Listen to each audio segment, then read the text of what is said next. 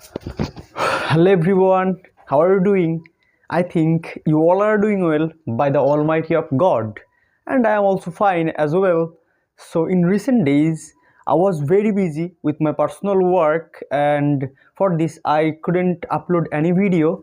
So, now I am free, and now I want to share a very important topic with my students, and that is sentence. So, I think. আমাদের প্রত্যেকেরই এই sentence বা বাক্য সম্পর্কে complete ধারণা না থাকলেও বেসিক্যালি কিছু ধারণা অবশ্যই আছে। কারণ যে কোনো ভাষা যদি আমরা ভাবকে সঠিক রূপে প্রকাশ করতে চাই তাহলে অবশ্যই কোনো না কোনো বাক্যের মধ্যে দিয়ে আমাদের সেটাকে প্রকাশ করতে হয়। সো যেহেতু দ্য একাডেমি অফ পিকের উদ্দেশ্য হচ্ছে একদম রুট ন্যাচারাল মেথড বা প্রকৃতপক্ষেই কিভাবে ইংরেজি মেকানিজমটা কিভাবে কাজ করে সেই ধারাবাহিকতাগুলো অবলম্বন করে ধীরে ধীরে মানুষের মধ্যে বা ছাত্রছাত্রীদের মধ্যে প্রকৃত শিক্ষাটাকে বিস্তার করা। সো আমরা সেভাবেই চেষ্টা করে যাচ্ছি এবং ইন ফিউচারেও যাব। সো বাট পড়াশোনার ব্যস্ততা বা বিভিন্ন ব্যস্ততার কারণে হয়তো বা কনসিস্টেন্টলিটা আসলে পারফেক্টলি করে ওঠা সম্ভব হচ্ছে না। But I will try in future so that I can complete my course as well. So viewers, basically ইংরেজিতে যদি আমরা কোনো কিছু লিখতে যাই, তাই না, সেটা অবশ্যই কোনো না কোনো বাক্যের মধ্যে অবশ্যই লিখতে হবে, হ্যাঁ কি না? তো এখন ব্যাপারটা হলো যে সেই বাক্যটা আসলে এক্স্যাক্টলি কী কী বাক্য বা তাদের নাম কি বা তারা কত প্রকার, ঠিক আছে? তো ইংরেজিতে মোট এক্স্যাক্টলি একটা সেন্টেন্স বা বাক্য সর্বপ্রথম আমাদের জানতে হবে যে এক্স্যাক্ট বাক্যটা কী, তাই না?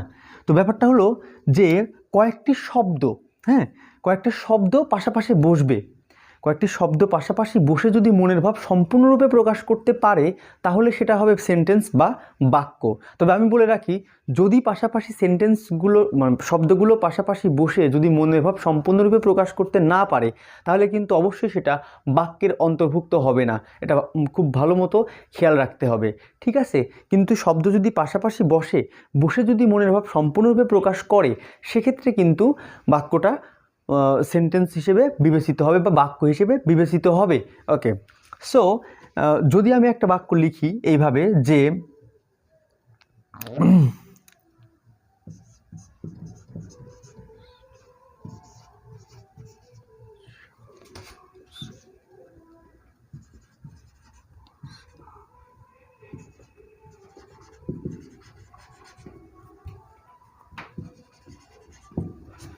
স্টিভ জবস ওয়াজ আ বিজনেসম্যান।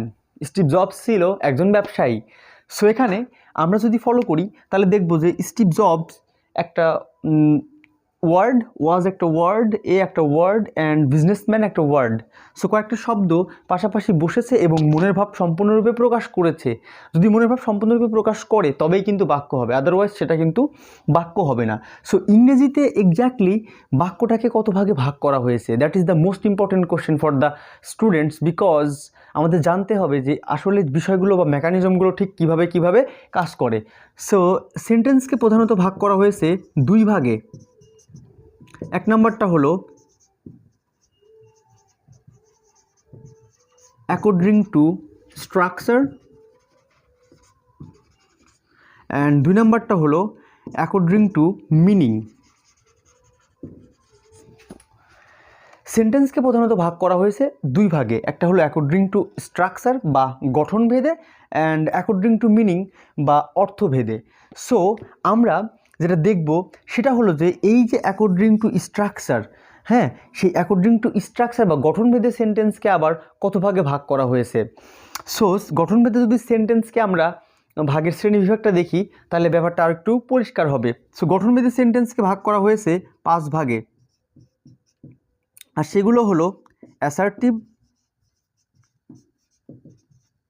দুই নম্বরটা হলো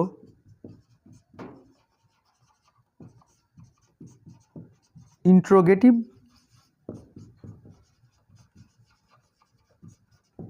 ইম্পারেটিভ, অপটেটিভ,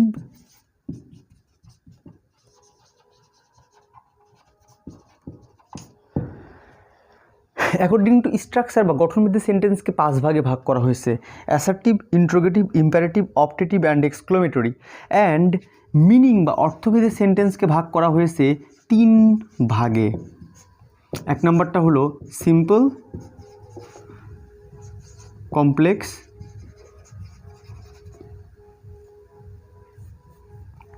অ্যান্ড কম্পাউন্ড।